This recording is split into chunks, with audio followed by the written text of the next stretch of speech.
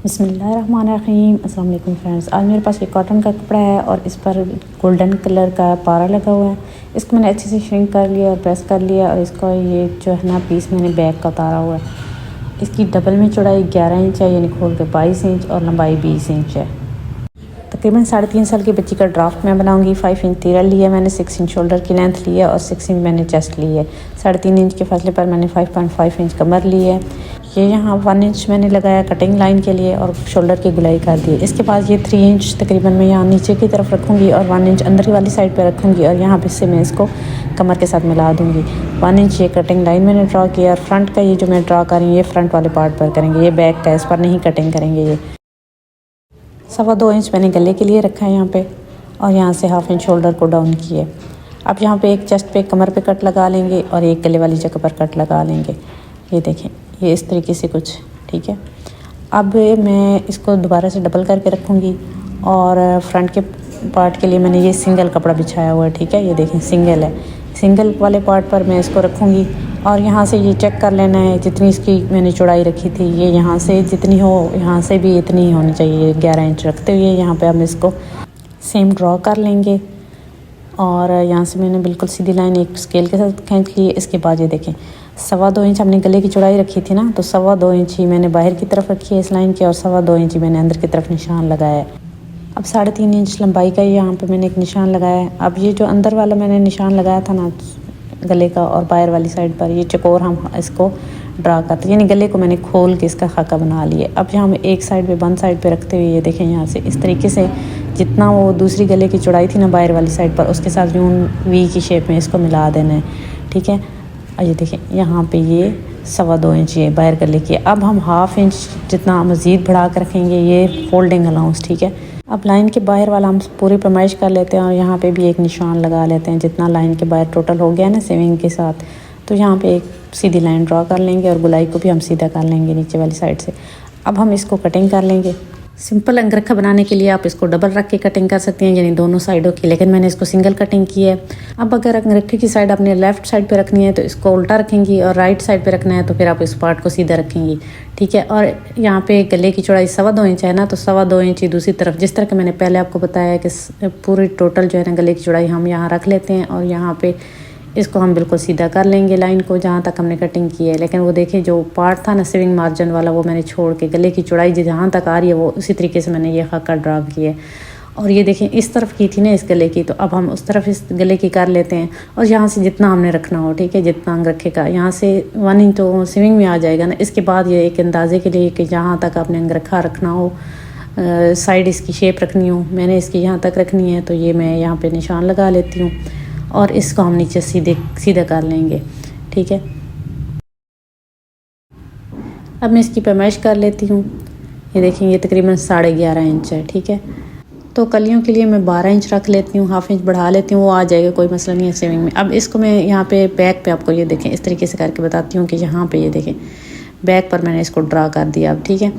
क्योंकि यहाँ पे आपको समझ शायद ना आ रही हो, लेकिन जैसे बनेगा ना ये तो फिर आपको समझ आ जाएगी कि किस लिए मैंने ये किया और क्यों किया। यहाँ पे ये देखें इस साइड की कलियों की ये पैमाइश के लिए, ठीक है। 11.5 है तो 12 मैं रख रही हूँ। यहाँ पे हमारी कली 12 इंच आनी चाहिए। अब 2 इंच मैं कली की चौड़ाई रख रही हूँ और 6 कलियाँ मैं डाल रही हूँ, 6 दूनी 12।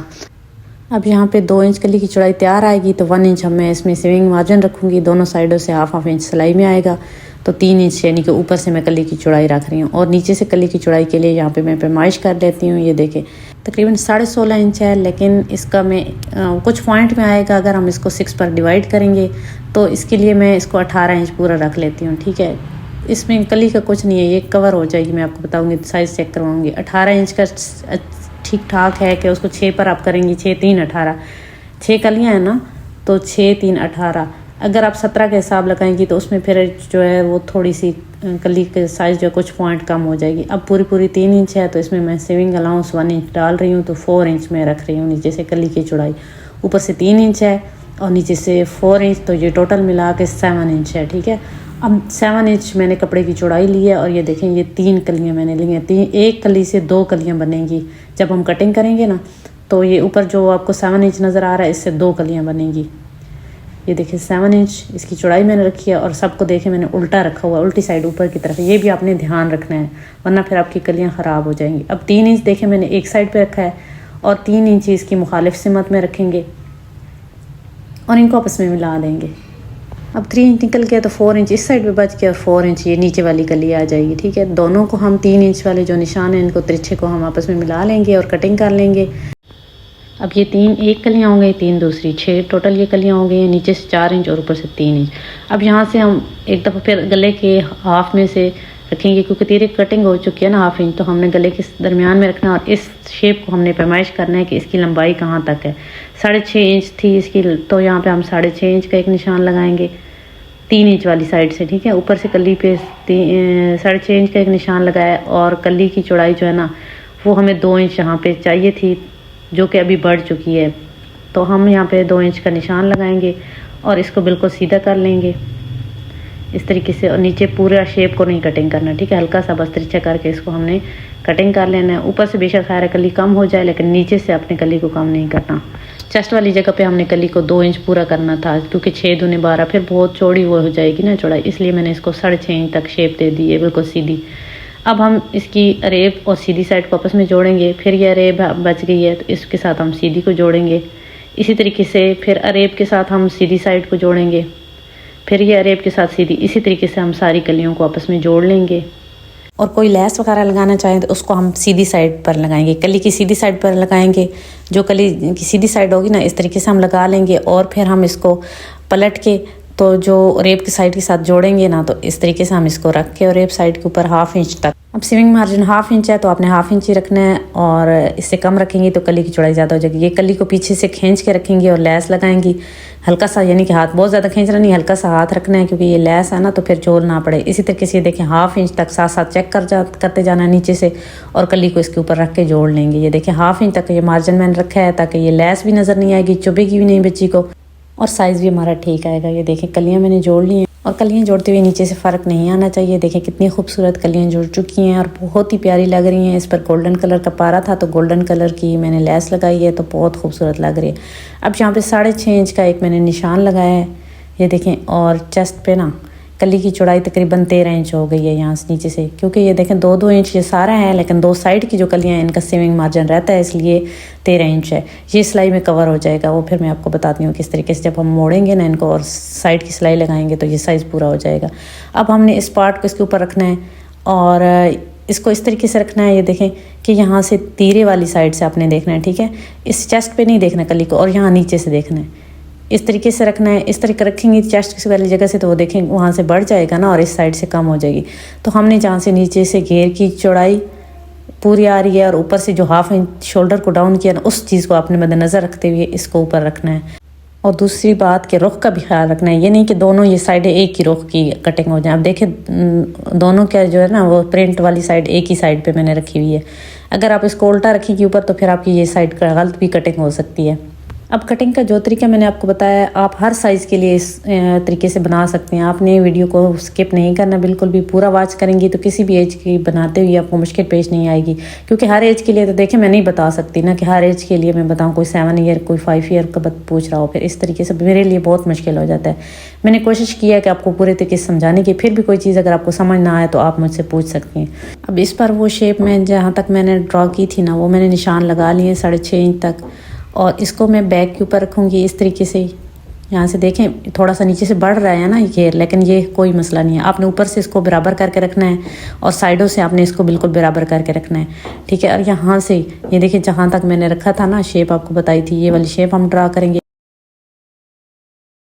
अब यहाँ से हम इसको कटिंग करेंगे लेकिन ऊपर से साइज़ को बिल्कुल भी बढ़ने नहीं देना, बिल्कुल नोक तक अपनी कटिंग करना है। अब ये देखिए मैंने रख के देखा है तो थोड़ा सा मुझे इस गले की ना गहराई कम लग रही है जो दूसरी साइड का किया, लेकिन ऊपर से मैंने साइज़ इसका बिल्कुल भी नहीं बढ़ाना क्योंकि फिर गला खुला हो जाएगा। यहाँ से थोड़ा सा हल्का सा मैंने ये गहरा कर दिए। इसके बाद गला तो अरेब हो गया, हम इस पर पट्टी लगा सकते हैं या फिर यह कि लैस लगानी हो मैं इसके साथ की लैस लगाऊंगी और वो तरीके पे मैं आपको बताती हूँ। और यहाँ साइड से ना इस अंदर वाले को मैं सिंपल मोड़ूंगी, ऊपर तो मैं लैस लगाऊंगी। अब ये मैंने लैस लगा ली है, ये देखें यहाँ से मैंने थोड़ा सा कपड़ा छोड़ के लगाई है और यहाँ से बिल्कुल गले के साथ जितनी लैस की बस था ना एक पैर के फासले जितना, ये देखें उतना ही बिल्कुल मैंने गले के साथ साथ रखते हुए अब एक अरेब पट्टी ली है और इसी सिलाई के ऊपर जो सिलाई मैंने लेस के लिए लगाई थी उसी सिलाई के ऊपर सिलाई लगाएंगे और नीचे की तरफ अस्तर को रखते हुए यहाँ नोक तक सिलाई लगा लेंगे। अब यहाँ पे कट लगा लेंगे, छोटे छोटे कट लगाएंगे सिलाई को बचाते हुए, पूरे गले पर कट लगा लेंगे। और इसके बाद ये देखिए कट लगा लिए मैंने और इस पर दबाव वाली सिलाई लगाएंगे और अस्तर को यूँ मोड़ लेंगे। चौड़ाई ज़्यादा नहीं रखनी है, अस्तर की चौड़ाई कम रखते हैं, ये देखें इतनी सी रखनी है। यहाँ से इसको इस तरीके से मोड़ लेंगे और ये सिलाई यहाँ तक लगानी है इस लेस को छोड़ के, क्योंकि इसको हमने मोड़ना है फिर बैक की तरफ। इस तरीके से हम इसको मोड़ेंगे, ये देखें। और फिर ये जो कपड़ा है इसको अंदर की तरफ रखते हुए लेस के ऊपर जो किनारे वाली सिलाई है ना वो लगा लेंगे।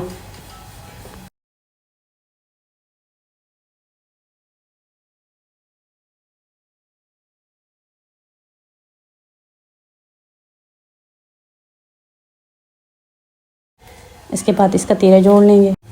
3 लंबाई और 3 चौड़ाई लेते हुए ये कपड़े का एक मैंने पीस लिया है, इसको इस तरीके से रखेंगे और 1.5 इंच के यहाँ पे सारे निशान लगा लेंगे इस पर।